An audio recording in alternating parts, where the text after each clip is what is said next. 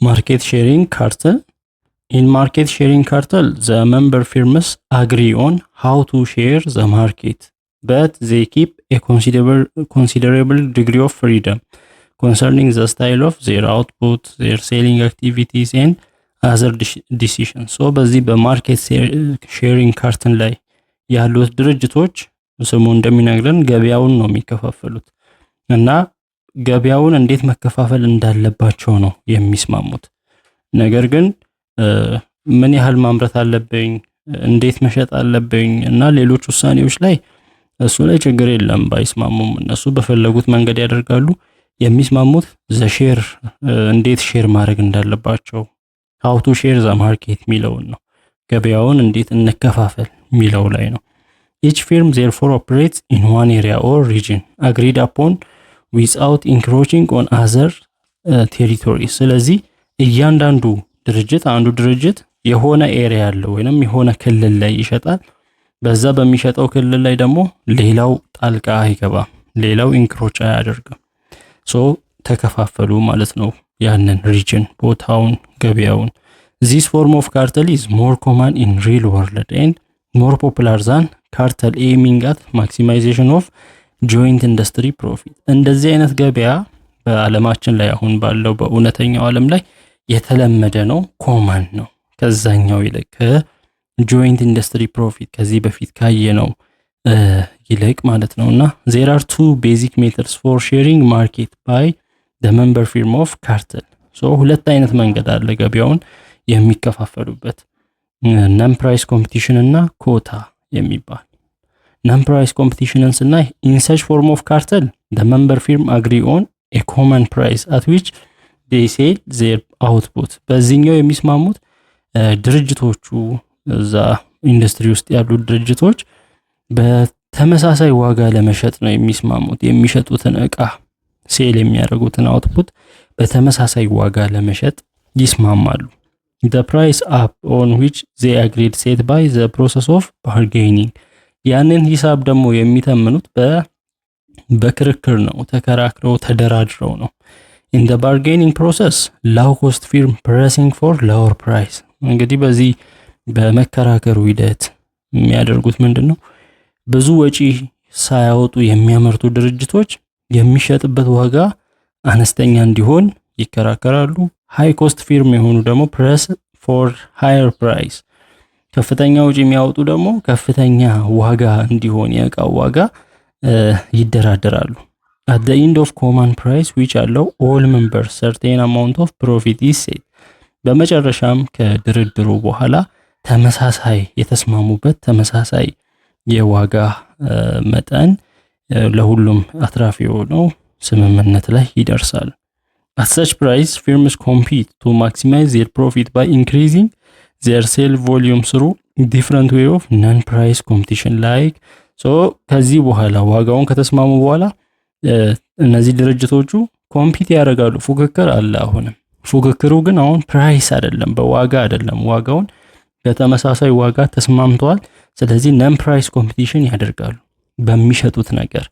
በምን ኳሊቲ የሚሸጡት ነገር ኳሊቲን ከሌላው ለየት ለማድረግ በመሞከር ስታይሉን፣ ሴሊንግ አክቲቪቲ፣ የአሻሻጥ መንገዱን፣ አድቨርታይዚንግ የማስታወቂያ አሰራሩን በእንደዚህ አይነት መንገድ ከተቀናቃኞቻቸው ኮምፒት ያደርጋሉ፣ ይፎካከራሉ።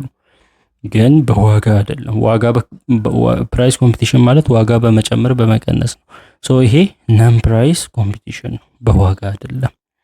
such form of cartel is unstable most of the time compared to cartel aiming at joint profit maximization።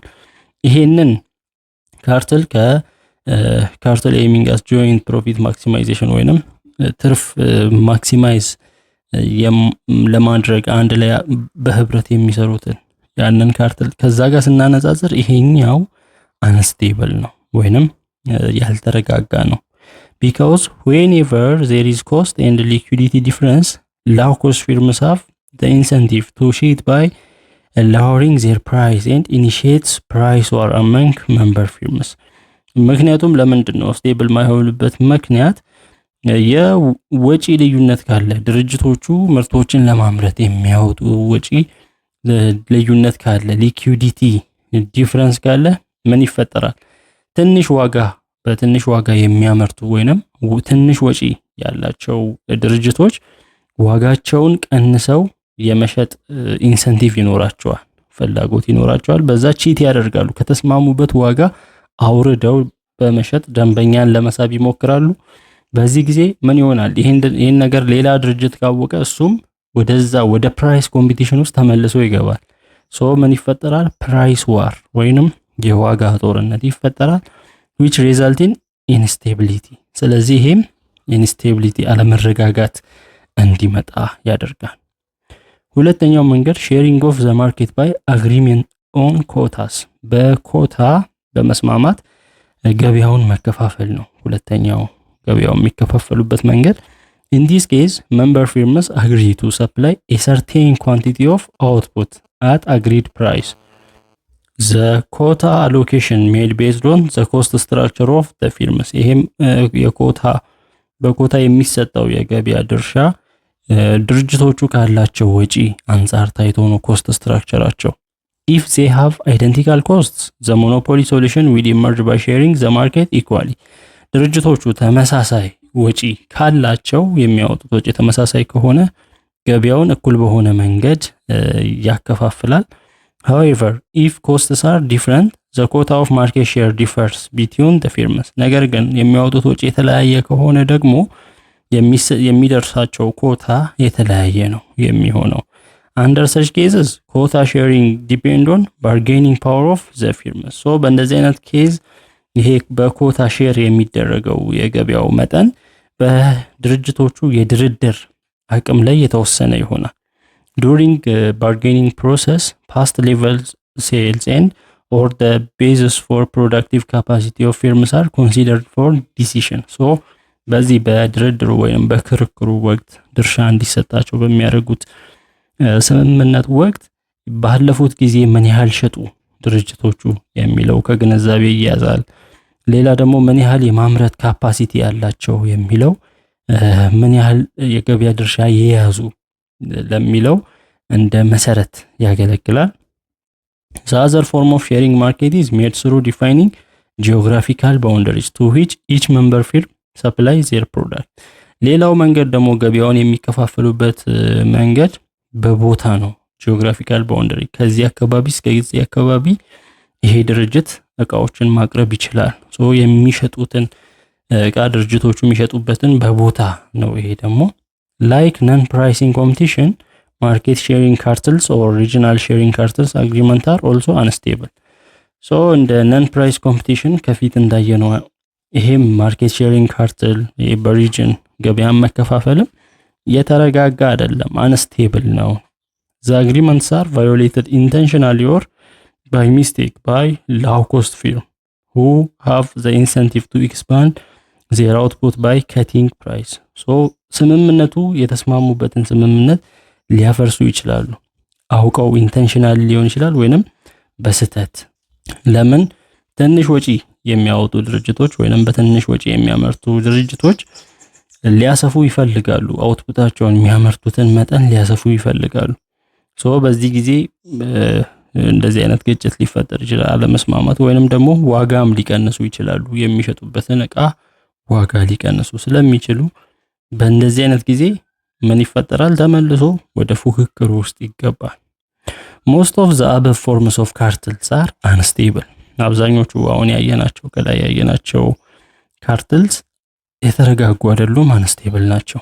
the firm will not act according to output and price level upon which they agreed due to number of reasons። ድርጅቶቹ በተስማሙበት አይቀጥሉም። በተለያዩ ምክንያቶች በተስማሙበት የምርት መጠን አውትፑት ይሄን ያህል ያምርት፣ ይሄ ድርጅት ይሄን ያህል ያምርት ተብለው ተስማምተው ነው ድርጅቶቹ የገቡት። ነገር ግን በዛ ላይ ስማሙ ይችላሉ ማለት ፕራይስ ሌቨልም የዋጋ መጠን ይሄን በዚህ ያህል እንሽጥ ተባብለው ተስማምተው ነገር ግን በዛ ላይ ቀጥሉ ይችላሉ። በተለያዩ ምክንያቶች ነው ያም የሚሆነው። some of the reasons includes the member firms have different costs። ይሄም ከምክንያቶቹ ጥቂቶቹ እነዛ አባል ድርጅቶች በዛ ስብስብ ውስጥ ያሉ የተስማሙት አባል ድርጅቶች የተለያየ ወጪ ነው ያላቸው። ያ ማለት የሚያመርቱት እቃ ወይንም በሚያመርቱበት ጊዜ የሚያወጡት ወጪ እኩል አይደለም፣ የተለያየ ነው።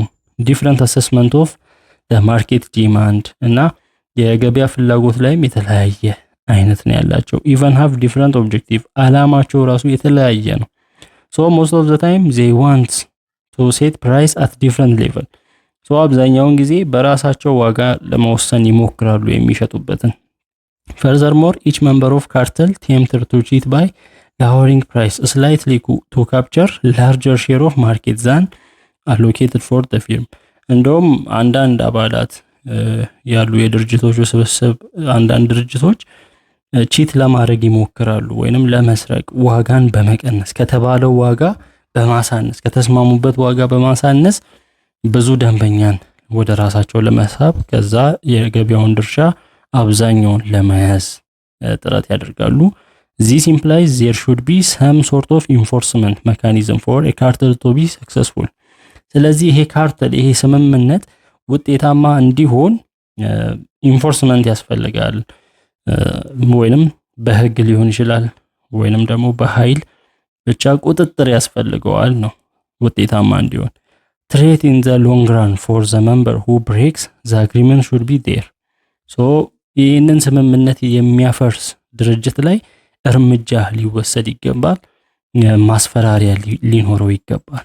Also gaining certain monopoly power to set price by cartel is other factors for the success of cartel. So ይሄ አሁንም ካርተሉ ሰክሰስፉል እንዲሆን ወይንም ውጤታማ እንዲሆን ሞኖፖሊ ፓወር ሊኖረው ይገባል ነው። የሁሉም ስብስብ ይሄ የተስማሙበትን ማክበር አለባቸው።